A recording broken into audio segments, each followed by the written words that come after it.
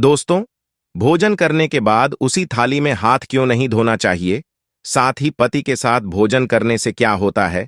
सच्चाई जानकर आप आश्चर्यचकित हो जाएंगे कि आखिर क्यों भोजन करने के बाद उसी थाली में हाथ नहीं धोने चाहिए और पति के साथ भोजन करने से क्या होता है। दोस्तों, आजकल गांव में और अधिकतर कई जगह पर देखा गया है कि कई लोग जो होते हैं वो भोजन करते हैं और भोजन करने के बाद फिर उसी थाली में हाथ धो लेते हैं। दोस्तों, उसी थाली में हमें हाथ नहीं धोना चाहिए, उसके पीछे का रहस्य क्या है? आइए जानते हैं। एक व्यक्ति जो बहुत गरीब परिवार से था और वो व्यक्ति जैसे ही भोजन करने के लिए बैठा तो उनकी जो पत्नी थी उन्होंने चावल, दाल, साग, सब्जी, रोटी रखी, जो भी था घर में, और वो सब सामग्री रखकर और भोजन की थाली तैयार करके रख दी।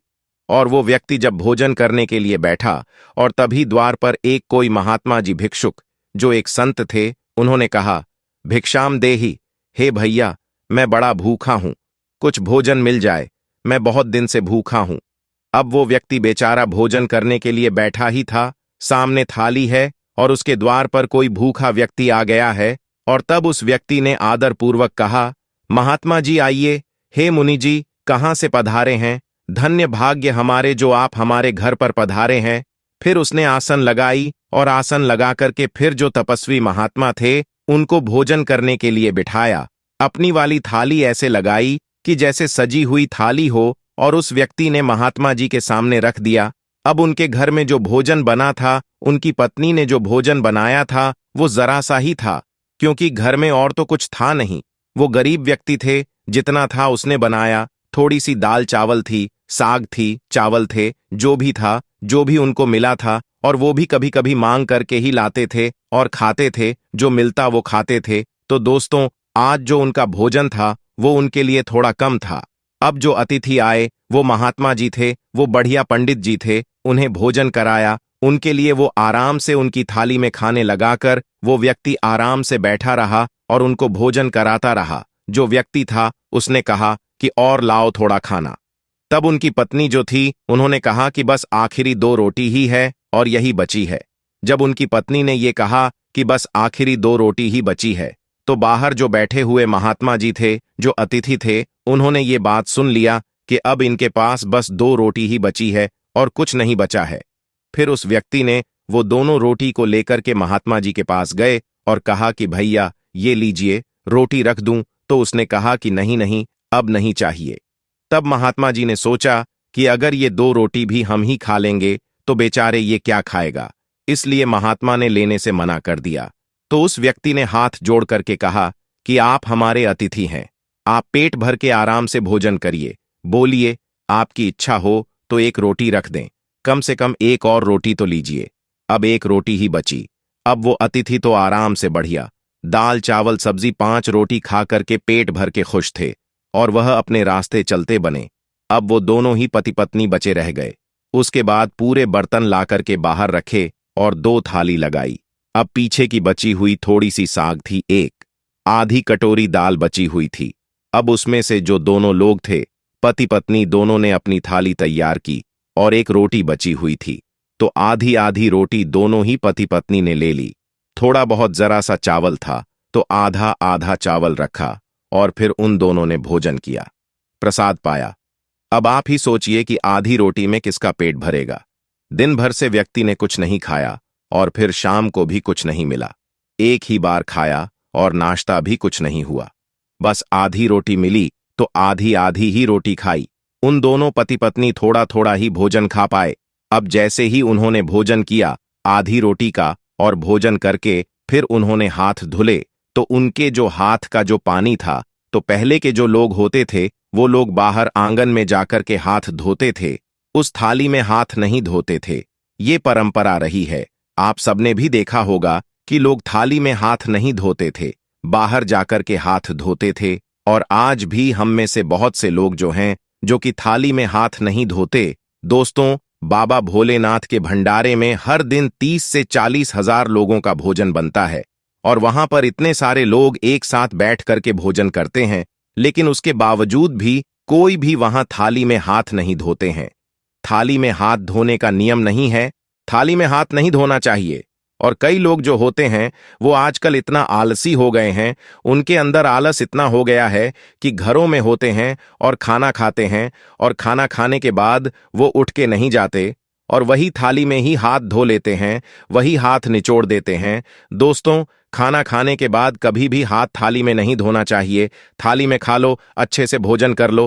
पहले दाल चावल सब्जी रोटी जो भी आपकी थाली में है, एक एक दाना जब आप भोजन बनाते हैं तो भोजन बनाने के बाद जो बाबा के सभी बच्चे हैं और भी जो नए लोग हैं, फिर वो चाहे भक्ति मार्ग में ही क्यों ना हो, जो भी भक्ति करते हैं भगवान की, तो वो भी भोग लगाते हैं। और कई लोगों का तो ऐसा नियम है कि उनके सामने जब थाली आ जाती है भोजन की, तो उसी थाली में से थोड़ा सा लेकर के वो नीचे रख देते हैं भगवान के नाम का, और भोजन लगाते हैं और पानी को लेते हैं और ऐसा थाली के चारों तरफ घुमाते हैं। उसके बाद भोजन स्वीकार करते हैं। दोस्तों, वीडियो को लाइक करके कमेंट में हर हर महादेव अवश्य लिखें। महादेव हमेशा आप पर अपनी कृपा बनाए रखेंगे और आपके घर में हमेशा खुशियां बनी रहेगी। दोस्तों, बाबा के बच्चे हैं, वो बाबा के घर में या उनके लौकिक घर में जब भी भोजन बनता है तो वो सबसे पहले बाबा भोलेनाथ को भोग लगाते हैं, उसके बाद ही सभी लोग भोजन करते हैं। दोस्तों, जब आपने भगवान को भोग लगा दिया है तो वो अब भोजन नहीं रहा, वो पूरा प्रसाद बन गया है। अब उस प्रसाद का एक एक अन्न, एक एक दाना खा लेना चाहिए, उसको फेंकना नहीं चाहिए। इसलिए थाली को अच्छे से साफ करके पहले भोजन करना चाहिए और थाली में हाथ नहीं धोना चाहिए और उसके बाद थाली को अच्छे से धो लेना चाहिए। अब क्या होता है, वो व्यक्ति जो दोनों पति पत्नी थे, आधी आधी रोटी खाए और भोजन किया, और भोजन करने के बाद बाहर हाथ धोने के लिए गए, तो बाहर उन्होंने जब हाथ धोया तो उनके घर के बाहर आंगन में वहां एक पेड़ लगा था। तो पेड़ के पास क्या हुआ कि एक नेवला था जो कि पेड़ के पास में बैठा था। नेवला, दोस्तों, आप सभी जानते ही होंगे, जो सांप और नेवले की जो लड़ाई होती है उसमें नेवला जीत जाता है। फिर जो नेवला था उसके पूंछ की तरफ पंडित जी के हाथ धुलने था। तो वो व्यक्ति था, वो बड़ा धार्मिक था, तो उसको सब लोग वैसे कहते थे, ये तो बिल्कुल पंडित की तरह है, यानी बहुत ही धार्मिक प्रवृत्ति का व्यक्ति है।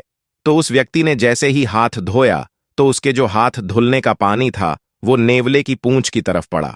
पूंछ उसकी गीली हो गई, आधा पीछे का हिस्सा पूंछ का गीला हो गया, और जैसे ही पूंछ पर पानी गिरा तो उसका जो पूंछ का रंग था, आधा रंग था, उसका हिस्सा वो पूरा सुनहरा हो गया, सोने की तरह। नेवले ने अपनी पूंछ देखी और जब उसने अपनी पूंछ की तरफ देखा तो उसने कहा कि मेरा आधा पीछे का हिस्सा सोने के जैसा हो गया। और उस व्यक्ति से बात की नेवले ने कि भाई, आपने मुझ पर पानी डाला तो देखो, मेरे ऊपर जैसे ही पानी पड़ा वैसे ही मेरे शरीर के पूंछ का रंग बदल गया, मेरी पूंछ सोने के जैसी हो गई है। आप एक काम करो, मेरे पूरे शरीर में पानी डाल दो, मैं सुंदर हो जाऊंगा। तो वह व्यक्ति बोले, नहीं, मैंने तो अपना हाथ धुल लिया है।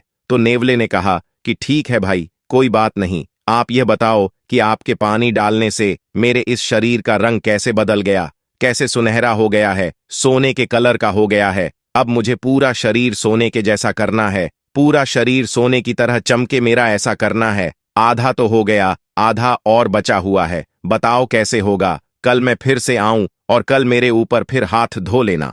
तो वो व्यक्ति बोले, नहीं, अब तुम जाओ, धर्मराज युधिष्ठिर के राज्य में वो यज्ञ कर रहे हैं, उस यज्ञ में बहुत सारे तपस्वी महात्मा आएंगे और बहुत सारे ब्राह्मण आएंगे, और जहां वो सभी ब्राह्मण लोग हाथ धो लेंगे वो तपस्वी महात्मा हाथ धो लेंगे। धर्मराज युधिष्ठिर सबको अन्न दान कर रहे हैं, बहुत बड़ा यज्ञ हो रहा है, जाओ। यदि तुम्हारा किसी भी व्यक्ति के, किसी ब्राह्मण, किसी तपस्वी के जल से हाथ धुलने से अगर तुम्हारा रंग सोने का हो जाए तो समझ लेना कि धर्मराज का यज्ञ पूरा हो गया, संपन्न हो गया। अब वो नेवला बड़ा खुश होकर के धर्मराज युधिष्ठिर के राज्य में पहुंचा, जहां बहुत सारे लोग भोजन करते हुए तपस्वी थे, एक से एक महात्मा थे, और कुछ उसमें ब्राह्मण भी थे। जहां सब लोग हाथ धोते थे वहीं पर जाकर के नेवला बैठ गया। हजारों नहीं, लाखों लोगों ने, ब्राह्मणों ने, महात्माओं ने प्रसाद पाया वहां पर, और सभी ने, लाखों ने हाथ धोए, लेकिन नेवले का रंग सुनहरा नहीं हुआ।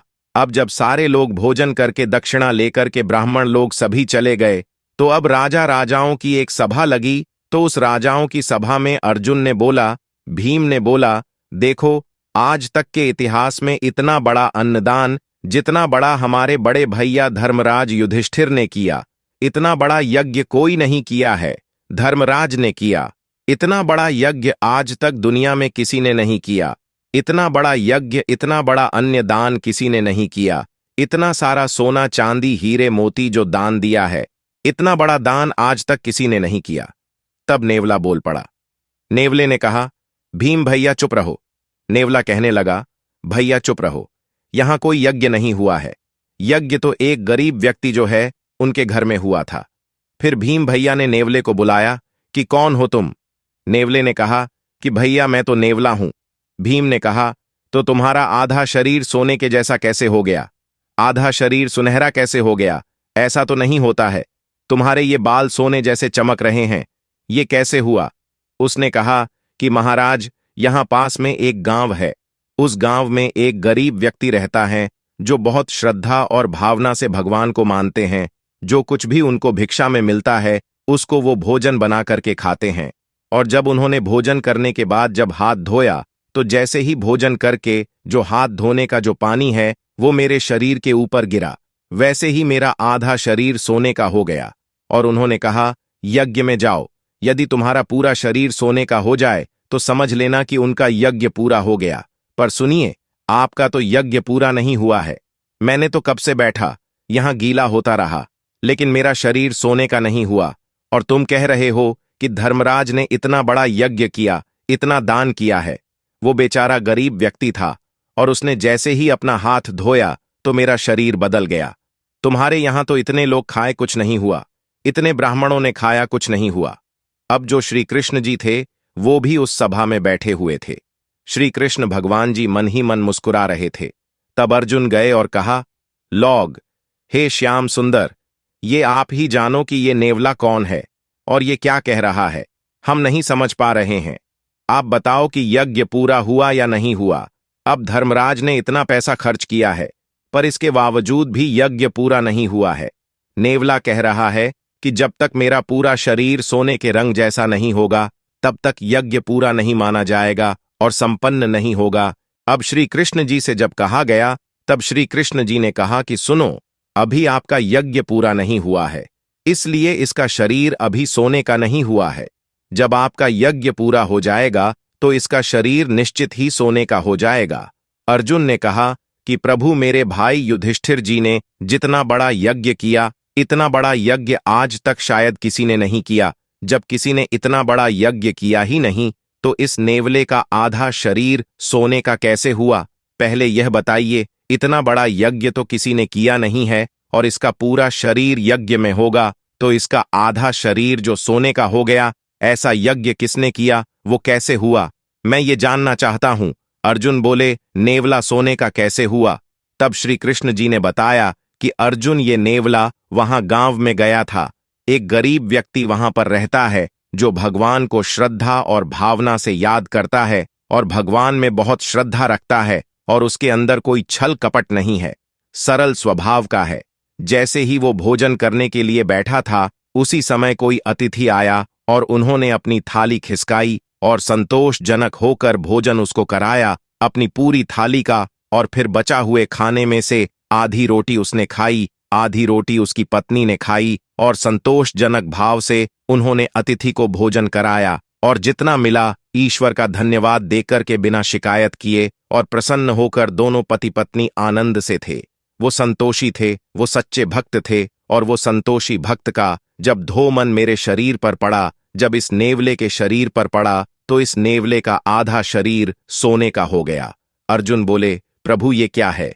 तो श्री कृष्ण जी बोले, अर्जुन, तुम्हारे भाई ने करोड़ों रुपए खर्च करके जो यज्ञ किया, उससे तुम्हारे भाई को जितना पुण्य नहीं मिला, उससे ज्यादा पुण्य उस सच्चे भक्त को, संतोषी भक्त को मिला, जिसने एक सच्चे तपस्वी को भोजन कराया। क्यों भोजन कराने को मिला? क्योंकि तुम्हारे पास तो करोड़ों हैं, तो तुम करोड़ों खर्च कर रहे हो। पर उस व्यक्ति के पास तो सिर्फ एक थाली भोजन ही था, जिसमें 4 से 6 रोटियां ही थीं उसके पास। लेकिन जब उसने अपना संपूर्ण दान कर दिया, जो भी उसके पास था सर्वस्व दान कर दिया, तो उसके सर्वस्व के नाम पर सब जितनी भी संपत्ति थी, न थाली में आया हुआ भोजन, वहीं उसकी संपत्ति थी। अर्जुन बोले कि अब इसका पूरा शरीर कैसे सोने का होगा? तो श्री कृष्ण जी ने कहा कि आपके राज्य में कोई भूखा है, पहले खोज करो। खोज किया तो पता चला कि जंगल में एक महात्मा जी भूखे बैठे तपस्या कर रहे हैं। धर्मराज का यज्ञ में सभी ब्राह्मण भोजन कर लिए, पर एक ने नहीं किया है। तब उस महात्मा जी को बुलाया गया, निवेदन किया गया कि चलिए आप भोजन करिए। तब जाकर के वो आए, फिर उन्हें भोजन कराया गया। और जब उन्होंने हाथ धोए तो उनके हाथ का धोवन उस नेवले के शरीर पर पड़ा और उसका पूरा शरीर सोने का हो गया, एक सा हो गया, आगे से पीछे तक एक जैसा हो गया, पूरा सुनहरा हो गया और इसके पूरे बाल बिल्कुल सोने की तरह चमकने लगे। वहां पर घंटा बंधा हुआ था और अपने आप टन टन करके घंटा बजने लगा और धर्मराज का यज्ञ संपन्न हुआ। मित्रों, यज्ञ कब संपन्न हुआ? जब भोजन उस ब्राह्मण को कराया। दोस्तों, कोई भी यज्ञ कर लो, जब तक अन्य दान जरूरतमंद को नहीं करोगे, सच्चे संत ऋषि मुनि है, उनको दान नहीं करोगे, तब तक वो यज्ञ पूरा नहीं होगा। इसलिए सबसे बड़ा यज्ञ जो होता है, भूखों को भोजन कराना, अन्नदान का यज्ञ होता है। आप और किसी यज्ञ में ज्यादा उलझो मत। आप किसी जरूरतमंद, किसी भूखे को, जरूरतमंद को भोजन करा दो, वही सबसे बड़ा यज्ञ है। इसलिए सच्चे मन से किया गया दान जरूरतमंद को किया गया और भूखों को खिलाया गया। भोजन किसी यज्ञ से कम नहीं होता है। दोस्तों, वीडियो को लाइक करके कमेंट में जय श्री कृष्ण अवश्य लिखें। भगवान श्री कृष्ण आप पर सदैव अपना कृपा बनाए रखेंगे और आपके घर में हमेशा सुख और समृद्धि बनी रहेगी। थाली में हाथ धोने वाले इसे जरूर देखें कि भोजन करते समय ये 5 गलतियां कभी ना करें, वरना आती है भयंकर गरीबी। दोस्तों, अगर आप भी ये गलती करते हैं या फिर आपके घर का कोई भी व्यक्ति ये गलती करते हैं, तो आप इसको पूरा अंत तक वीडियो जरूर देखे रहे। वास्तुशास्त्र के अनुसार घर के अंदर गरीबी को दूर करने और अमीरी को लाने के लिए वास्तु में कुछ उपाय बताए गए हैं। साथ ही कुछ कामों का वर्णन किया गया है, जिसे सुनने के बाद आप गलत आदतों को दूर करके आप भी अपने घर में सुख समृद्धि ला सकते हैं। आधुनिक जीवन शैली में हमारे जीवन में कई तरह के बदलाव हुए हैं। पहले के लोग अक्सर जमीन पर ही बैठकर भोजन किया करते थे और वही आजकल के लोग टेबल, कुर्सी और बिस्तर पर बैठकर भोजन करते हैं। लेकिन लोगों को ये नहीं पता है कि आखिर इसके पीछे का विज्ञान क्या है। वह आपको जानना जरूरी है, जिसकी वजह से आज लाखों घर बर्बाद हो चुके हैं। इन्हीं गलतियों की वजह से लोग बर्बाद होते जा रहे हैं, क्योंकि लोगों के पास वो ज्ञान ही नहीं है कि खाना कैसे खाना चाहिए, कहाँ खाना है और किस प्रकार घर में रहना है, किस प्रकार भोजन करते समय घर में बैठना है, जिसका असर आपको देखने को मिलता है। पहले के लोग कितने मजबूत और लंबे हुआ करते थे और आजकल सभी लोग पतले और कमजोर होते हैं। तो इसके पीछे के रहस्य आपको भी जानना जरूरी है, ताकि आप अपनी परिवार वालों के साथ साथ अपने आप में भी सुधार ला पाए। इससे आप अपने घर में सुख समृद्धि ला सकते हैं और अपने आप को जिंदगी में आगे बढ़ा सकते हैं। लेकिन दोस्तों, वीडियो में आगे बढ़ने से पहले वीडियो को लाइक करके कमेंट में जय मां लक्ष्मी अवश्य लिखें। माता लक्ष्मी आप पर सदैव अपना कृपा बनाए रखेगी, जिससे आपके घर में धान का कभी कमी नहीं रहेगा। दोस्तों, नंबर 1, भोजन करने के बाद अगर थाली में हाथ धोते हैं तो इससे मां अन्नपूर्णा का अपमान होता है और साथ ही शुक्र और चंद्र ग्रह परेशान हो जाते हैं और घर से लक्ष्मी चली जाती है। इसलिए भोजन करने के बाद अपनी थाली में भूल से भी हाथ ना धोए। इसके अलावा थाली में जूठन नहीं छोड़ना चाहिए, क्योंकि ऐसा करने से मां अन्नपूर्णा का अपमान होता है। नंबर 2, दोस्तों, कई लोग होते हैं जो कि खाना खाते समय हमेशा दिशा के अनुसार ही बैठते हैं। वहीं दूसरी ओर कई लोग ऐसे भी होते हैं जो कि बिना दिशा देखे ही जैसे मन हुआ उनका वैसे बैठ जाते हैं, फिर चाहे वो पूर्व दिशा हो या फिर दक्षिण दिशा, जो कि बिल्कुल ही गलत है। दोस्तों, भोजन करते समय दिशाओं का ध्यान रखना बहुत ही जरूरी है। पूर्व अथवा उत्तर दिशा में मुंह करके भोजन करना सर्वोत्तम माना गया है। इससे मनुष्य का स्वास्थ्य बहुत अच्छा रहता है और उनके ऊपर देवी देवताओं की कृपा भी बनी रहती है। वही दक्षिण दिशा की ओर मुख करके भोजन करने से मान सम्मान की प्राप्ति होती है और पितरों का आशीर्वाद मिलता है। परंतु जिन लोगों के माता पिता जीवित है, उन्हें दक्षिण दिशा की ओर कभी भी भोजन नहीं करनी चाहिए, बल्कि उनका मुंह पश्चिम दिशा की ओर होना चाहिए। नंबर 3, भोजन करने से पहले हाथ पैर धो लेना चाहिए और भोजन करते समय पैर धोकर खाने से स्वास्थ्य ठीक रहता है। साथ ही जमीन पर बैठकर खाना खाना बहुत ही उत्तम माना गया है, क्योंकि यह दोनों ही जमीन से जुड़े होते हैं। ऐसा करने से स्वास्थ्य के साथ साथ मन भी शांत रहता है और क्रोध का नाश भी होता है। वही दक्षिण पूर्व की दिशा की ओर मुख करके खाना खाने से यौन संबंधी बीमारियां भी हो सकती हैं। इसके अलावा कई दोष भी हो सकते हैं।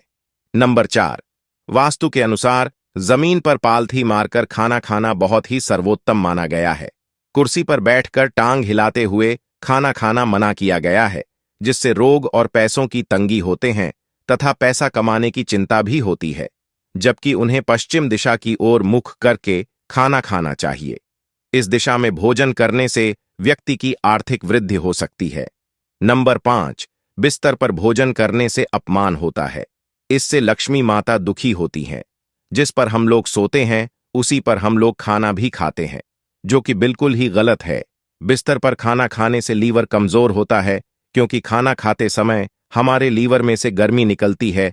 इसलिए जमीन पर बैठकर खाना खाना ही बहुत अच्छा माना गया है। इससे हमारे शरीर का तापमान सही रहता है। नंबर 6, ध्यान रहे, टूटे फूटे बर्तनों में कभी भी भोजन नहीं करना चाहिए।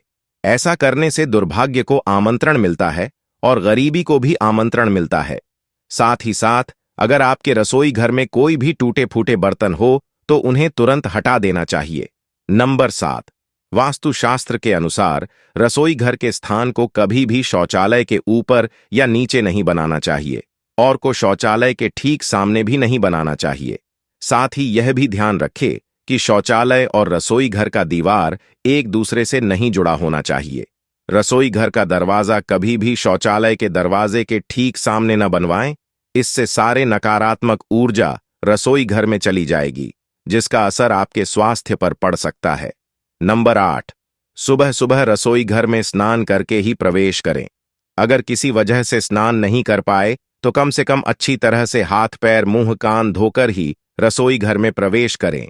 इससे महालक्ष्मी खुश रहती हैं और चूल्हा जलाने से पहले मां अन्नपूर्णा का नाम याद करें। साथ ही चूल्हे को नमस्कार करके उसके बाद ही भोजन बनाने की शुरुआत करें।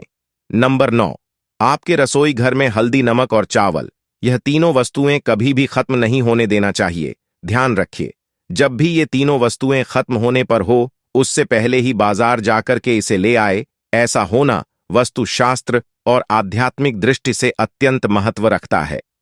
नंबर 10, रसोई घर में पीने के पानी का घड़ा या पानी पीने वाला बर्तन जो भी हो उसे उत्तर दिशा में रखना चाहिए। साथ ही यह भी ध्यान रखें कि पीने के पानी वाला जो भी बर्तन हो उसे खाली नहीं रहना चाहिए, उसे हमेशा भरा हुआ होना चाहिए। दोस्तों, वीडियो को लाइक करके कमेंट में जय मां अन्नपूर्णा अवश्य लिखें। मां अन्नपूर्णा आप पर सदैव अपना कृपा बनाए रखेगी। आपको कभी भी किसी चीज की कमी नहीं होगी। पति के साथ भोजन करने वाली औरतें ये वीडियो जरूर देखें। नमस्कार, आपका स्वागत है दोस्तों। महाभारत ग्रंथ में मनुष्यों को भोजन करते समय कुछ बहुत ही जरूरी नियम बताए गए हैं। अगर कोई मनुष्य नियमों का पालन करते हुए भोजन करता है तो उसे आरोग्य के साथ ही सुख समृद्धि और वैभव की प्राप्ति होती है। शास्त्रों में बताई गई यह नियम वैज्ञानिक दृष्टिकोण से भी परिपूर्ण है। इस प्रकार से भोजन करने पर मनुष्य सभी देवी देवताओं का आशीर्वाद प्राप्त करता है। मित्रों, आप भोजन करते समय इन नियमों का पालन अवश्य करें। तो मित्रों, आइए बिना देरी किए जान लेते हैं वह कौन से नियम है। लेकिन उससे पहले कमेंट में जय माता लक्ष्मी नारायण अवश्य लिखें। दोस्तों, माता लक्ष्मी नारायण आप पर हमेशा अपना आशीर्वाद बनाए रखेंगे और आपके घर में कभी भी धन की कमी नहीं होगी। साथ ही दोस्तों, अगर आपने चैनल को सब्सक्राइब नहीं किया है तो इसे सब्सक्राइब कर लीजिए। साथ ही वीडियो को लाइक करना ना भूले। सबसे पहली बात, भोजन करने से पहले हाथ पैर और मुख इनको अच्छी तरह से धोकर ही भोजन करना चाहिए। भोजन से पहले अन्य देवता एवं अन्नपूर्णा माता की स्तुति करके उनका धन्यवाद देते हुए तथा सभी भूखे प्राणियों को भोजन प्राप्त हो, ईश्वर से ऐसी प्रार्थना करके ही भोजन की शुरुआत करनी चाहिए। भोजन बनाने वाली महिलाओं को स्नान करके ही शुद्ध मन से मंत्र जप करते हुए ही रसोई घर में भोजन बनाना चाहिए। सबसे पहले तो 3 रोटियां एक गाय के लिए, एक कुत्ते के लिए और एक कौवे के लिए अलग निकालकर फिर अग्निदेव को भोग लगाकर ही घर वालों को खिलाना चाहिए। भोजन किचन में बैठकर ही सभी के साथ करें। नियम अनुसार सभी को यही करना चाहिए कि परिवार के सभी सदस्य के साथ मिल बैठकर ही भोजन किया जाए।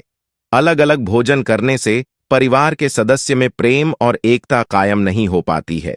भोजन का समय प्रातः व सायंकाल ही भोजन का विधान है, क्योंकि पाचन क्रिया की जठराग्नि सूर्योदय से 2 घंटे के बाद तक एवं सूर्यास्त से 2.5 घंटे पहले तक प्रबल रहती है।